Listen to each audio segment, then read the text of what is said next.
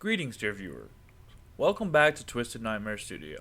Today I'm going to be talking about the 10 most disappointing games that I have played in the last decade or so. I do want to specify that though I call these games disappointing, that doesn't mean that they are all bad. They just didn't live up to my own personal expectation. Some of the games on this list you will be able to see coming a mile away. Others will probably shock you. Now, there's some games that aren't really worth talking about, like the modern day Saints Woke game, which was a disaster, and honestly everyone expected it to be. I don't know anybody who had high expectations for the next Saints Woke game. The same thing with Metal Gear Survive, because who expected much from that? Fortunately, I got it pre-owned from GameStop, so I returned it the very next day after realizing how bad it actually was, and which was really disappointing because I'd really come to enjoy the last Metal Gear game.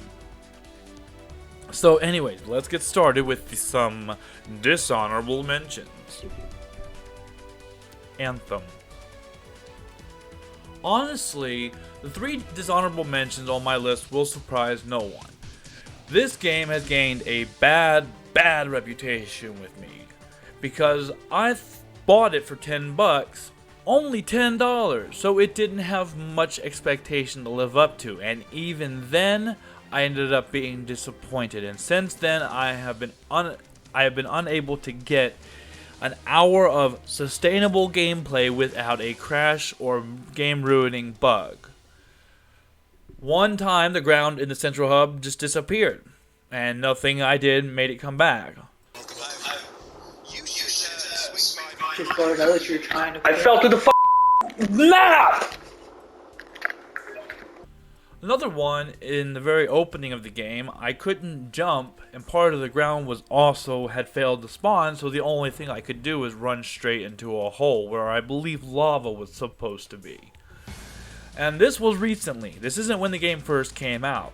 This is several years on, when problems like these should not exist. Now scratch that, honestly you should never release a game in such a buggy state, and some of the bugs I'm having to deal with even in the modern time are inexcusable for any type of modern AAA game to ever be released in, let alone be in this far on. But obviously EA and BioWare no longer give a damn about Anthem. Its whole years-long plan, almost every single one of the years-long plans doesn't work out. Hell, Destiny came out when, and now I can't even get it to boot up on my Xbox. There's no excuse for it, and you NPCs that shill for companies need to realize that they don't give a damn about you. This game is broken, and I have completely given up on it. The reason this game hurts so bad is because as a kid, growing up, my favorite games were from the developer BioWare. And with all the issues from Mass Effect Andromeda, I had hoped that they would return to form with an amazing single-player experience. Instead, it was a live service game that always needed to be online, and thus my faith in BioWare has been completely destroyed. They are working apparently on a new Mass Effect game, and I have the worst feeling about it possible. Apathy. I just do not care. Avengers. Another game that definitely surprises no one. I had a bad feeling about this game just from the gameplay leaks, but I was still buying into the Marvel hype at the time. That all ended after Endgame. This game, which I bought for full price, sucked. Thankfully, I could pawn it off on my son, who is only 8 and didn't realize how bad it was. The combat was boring, repetitive, and just proved that games as a service is a model that just needs to go ahead and die. I am so sick of anyone defending companies releasing games that are just simply not done. And the bootlickers that defend this are brain-dead NPCs no smarter than the AI most of these games get put out. Avengers didn't tell an interesting story, though it had plenty of opportunity to do so. Instead, it was a by-the-numbers affair that didn't have a foundation to stand on. The game was boring. And from the perspective of a game player, that is the worst thing that a game can be. And I just don't care to play it. Honestly, you will see nothing but trailer footage because I didn't want to have to waste my time downloading it and having to sit through the cutscenes and play it long enough to get footage. That is just something I would hate to do. Moving on. GTA the Trilogy Definitive Ultra Amazing Edition that really freaking sucked. So yeah, if you played this game, or got it when it first came out, like I did, you are going to be aware of just how garbage these games were. Now I know that they were nearly as bad back in the day, but back then we didn't know any better. Today, these games have clunky controls that are just awful. When I thought I was going to be able to relive my childhood driving around Liberty City, Vice City, and San Andreas, instead I found the games that were ugly felt like a chore to play with glitches that drove me insane. I may not have footage of all the bugs I dealt with upon release, but if you need evidence, just go looking. There's plenty of on YouTube. Rockstar and their parent company, Take-Two Interactive, should be ashamed that they ever let this product out into the world, but my guess is money is more important than ethics. And with those out of the way, here are my top 10 most disappointing games that I've played in recent memory. Number 10, Cyberpunk 2077. And coming at the bottom of the list, probably surprising nobody, Cyberpunk is a game that I feel was panned fairly early on for its performance. Now, I've actually literally been cussed out online by people for bringing up the failure that was Cyberpunk's launch. And I get the, I'm so tired of hearing about how bad it was. They fixed it, get over it. Yeah, no. I paid good hard-earned money, pre-ordered the game for my base PlayStation 4, which it was announced for years prior. And when it came out, the game looked like garbage, played like garbage, and was simply, well, absolute garbage. I've lost all my footage, but one time there was a bug where the same NPC kept replicating in my area, to the point where there was at least 10 of the same guy with the exact same outfit on my screen at the exact same time. It was extremely immersion shattering. I also fell through the earth. My car went flying. I had NPCs simply stop talking, even though the closed caption subtitle kept running. Had it so that I couldn't respond to a person. They just stand there staring at me, going, hello. And so many crashes that I decided to rush through and get to the end. By the time I walked away, I was unsatisfied and ultimately left down. To me, Cyberpunk was an eye-opening event, and because of it, I will never pre-order a game again. There are some games I may buy day one if I trust the developer, but there are a few developers these days that I trust, and we are reaching terminal velocity at the rate I'm running out of developers to trust, and there aren't many more that are coming up to earn it. And CD Projekt Red has definitely lost every ounce of respect I had for them. Number 9, Gotham Knights. While this game seems to borrow from what it learned in Batman Arkham Origins, and they basically threw everything that worked away, keeping everything that didn't, it was very clear that this game was supposed to be another live service game. But when the Avengers came out and did so poorly, they decided to delay the game and try to change some features. And I can respect them for trying, though it doesn't seem to matter, as Warner Brothers seems to have Rocksteady working on a live service Suicide Squad game, so there's no lesson actually learned. That will be another developer to lose my trust if it's true, because Rocksteady so far has released 3 amazing games, even though the port for Arkham Knight was awful. The combat in Gotham Knights, while similar to the Arkham games, is different enough to throw me off. And the changes are definitely for the worse. The way the story is told is boring. You keep having to go back to the clock tower and pick a new mission every single time. it feels very video gamey. In the Arkham games, you rarely visited the Batcave or Clock Tower, and when you did, it was for a good reason. Otherwise, you were free to explore the city. This is another change I feel is for the worse. I guess I didn't have much hope for Gotham Knights, but even with my low expectations, I was left disappointed. Number 8. The Callisto Protocol. What happens when you take the man who created the iconic Dead Space game, one of the most successful and honestly terrifying survival sci-fi horror games out there, you give him a studio, a lot of money, and allow him to make another brand new sci-fi horror game? Well, it seems that Glenn Schofield's best days are behind him because the game was definitely a disappointment. I never got lost, but everything started to look the same after a while.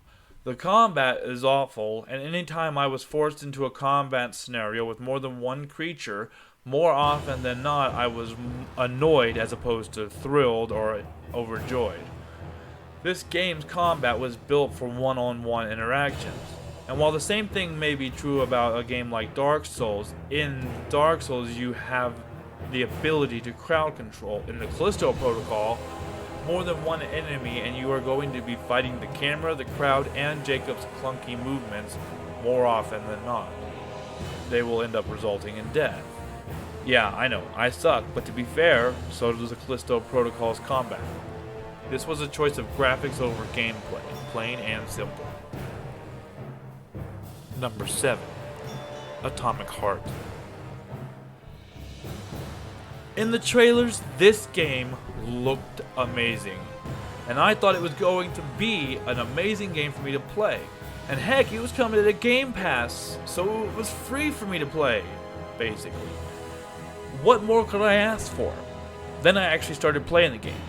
I found plenty of stuttering, and sometimes I would have enemies moving at single-digit frames per second, while I moved at normal speed some distance away. The main character got on my nerves within the first hour, and after 10 hours of gameplay, every word was like nails on a chalkboard. The humor, as it were, was all miss. Not a single joke landed. The door lock puzzles were uninteresting from the first time. By the 10th, I was wishing for a Marvel's Spider-Man style option just to simply skip the damn puzzles so I can get through the door.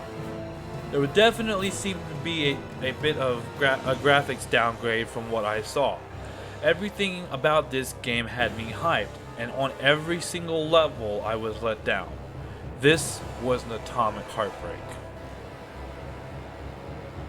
Chapter 6.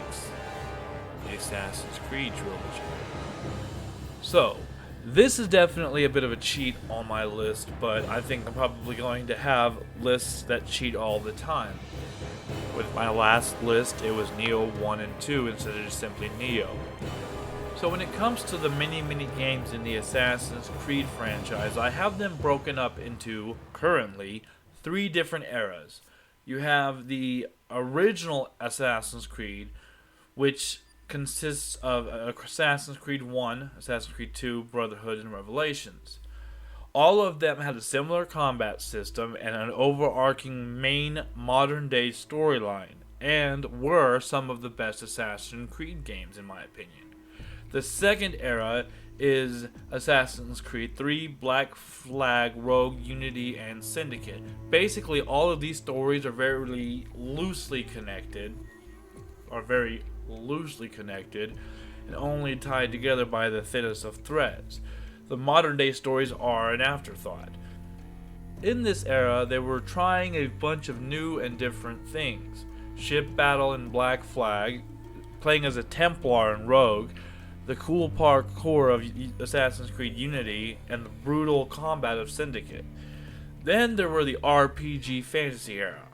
This consists of obviously Origins, Odyssey, and Valhalla. And these 3 games are the ones I am talking about. While I understand that Assassin's Creed needs to mutate in order to not grow stale, what they did was make games that weren't really about Assassin's or the Creed. It was more about the RPG elements. One thing I loved about the Assassin's Creed games were you could basically go anywhere and fight anyone. You were, in point of fact, the master assassin. In the RPG era, if you were in the wrong area, the enemies, no matter how good you are, will overwhelm you. They can one-shot you while it becomes an endurance battle befitting the hardest From Software bosses. I don't like this change and feel that it defeats the realism that the original games were, and where they tried to tell stories that were mostly based on facts and reality. With the RPG era, they threw reality and realism out the window for fantasy. Cyclopses, Egyptian gods, Norse deities, take your pick. I can go on and on about how disappointed I was, but let me just say, I don't blame you for liking these games. They aren't bad games, but they definitely follow the motto quantity over quality. All they care about is more and more and more, as opposed to a tight, scripted, interesting, character-driven story. Number 5. Sonic Frontiers. So I skipped many years of Sonic because I love the 2D Sonic. But as he moved into 3D, I have seen more and more that developers don't really seem to know how to make him 3D. I did try Sonic Frontiers, and while I knew that there were some people who enjoyed this game, I will stick to my originals and let everyone else enjoy Sonic Frontiers because I found the controls to be jarring and unresponsive. Granted, again, I will say that this might have just been me. People are allowed to enjoy this game. It was simply disappointing to me. Number 4. The Outer Worlds. So far, these games might not have surprised you, but I feel that the next 4 will definitely surprise a few people. The Outer Worlds is far from a bad game, but to me, having played Fallout 3, New Vegas, and Fallout 4, playing this felt like just playing some more Fallout. Sure, the location was different and the skyboxes were amazing, but the way the characters looked, the way they talked, and the way you interacted with the world felt exactly like Fallout 4. The entire time I was waiting for something that would make it feel a bit different. And no, the slow motion gimmick doesn't do it. The story is fairly interesting. Once again, Obsidian shows off their muscles and have very interesting characters. I absolutely hate the corporation and the way they are depicted. And the way they depict them just burned in my gut like fire. The graphics aren't anything overly amazing, but they look good. I just wished that this game had been a bit more different than Fallout. So far, of the 3 Obsidian games that I am aware of, I have enjoyed all 3. First was the second Knights of the Old Republic game, and the second one was Fallout New Vegas. I was hoping when they finally got their own IP and were able to step away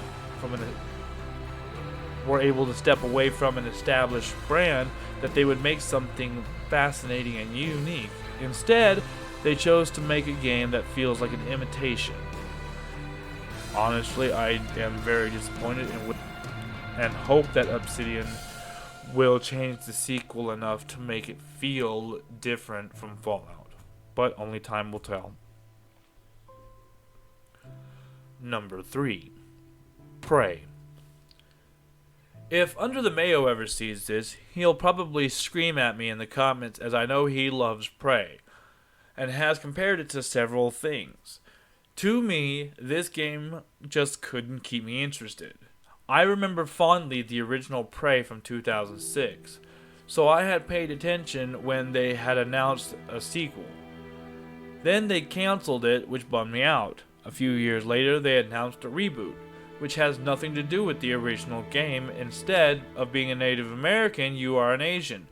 You choose your own adventure. I played the game for several hours, but eventually I gave up on it because it failed to pique my interest. I have seen some people play it and have fun, and they are very creative in the ways they use their tools. Unfortunately, my autism makes it hard to solve even basic puzzles sometimes. So after a while, I just wasn't having fun any longer. It wasn't nothing to do with the game, but myself as a player. I am not the type of person who is going to dislike a game for the reasons that aren't the game's fault. Like people who simply hate Dark Souls for being hard. No, it isn't. Get good, scrub. Number 2. The Last of Us. Now I know this is going to have some people up in arms.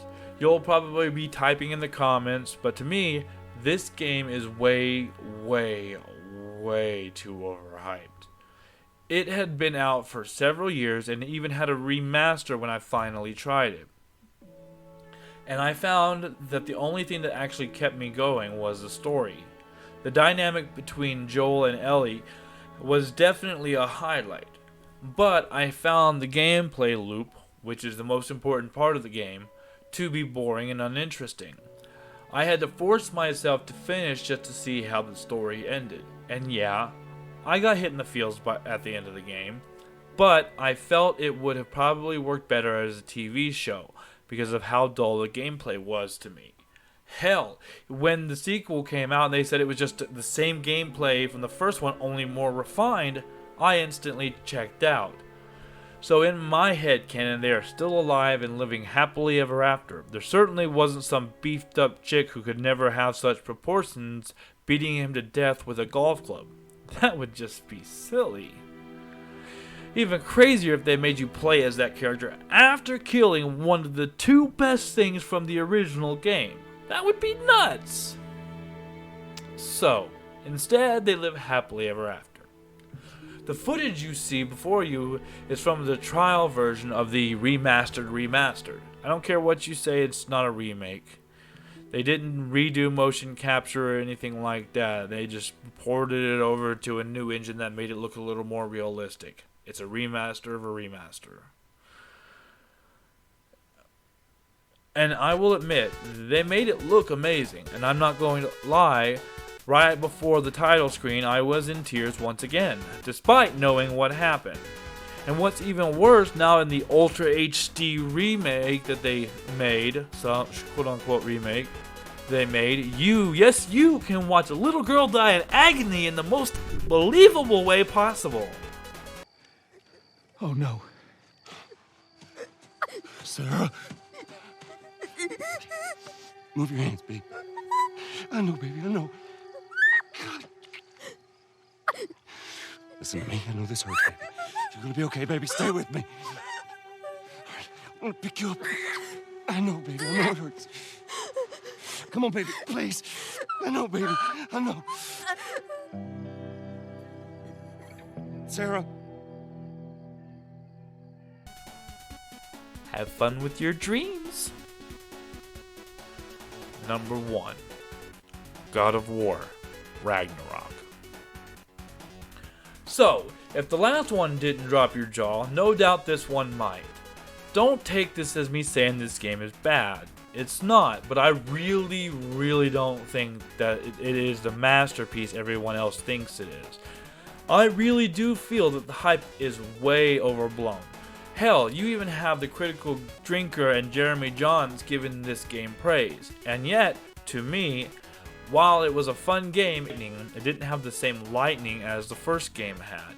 I have beaten the first game at least 5 times, and yet I have only beaten Ragnarok once and haven't even played it halfway through again. There's nothing wrong with this game, I just didn't feel it lived up to my expectations.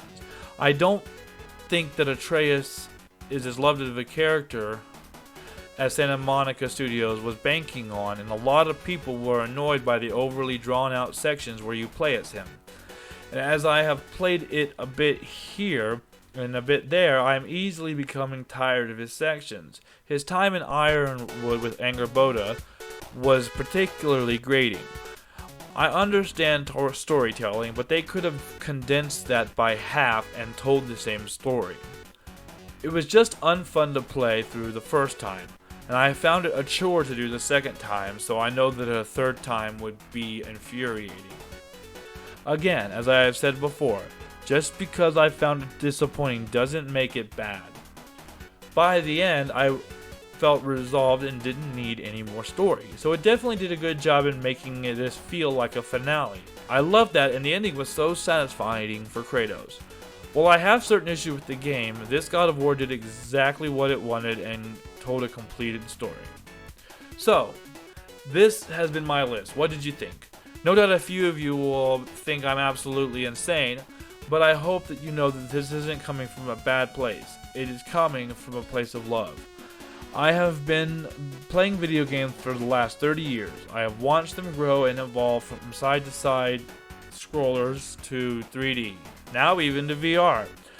There are always going to be some games that people don't like and that others do. That's the beauty of being an individual. You can be your own little snowflake and believe and like whatever you want, and guess what? No one can validate your opinions. That's why they are an opinion. Opinions are not facts, though many people these days don't seem to understand that. So, what were your most disappointing games? Did you have one that disappointed you but you ultimately enjoyed? Let me know in the comments. Please like, subscribe, and I'll see you next time here in the Twisted Nightmare Studio.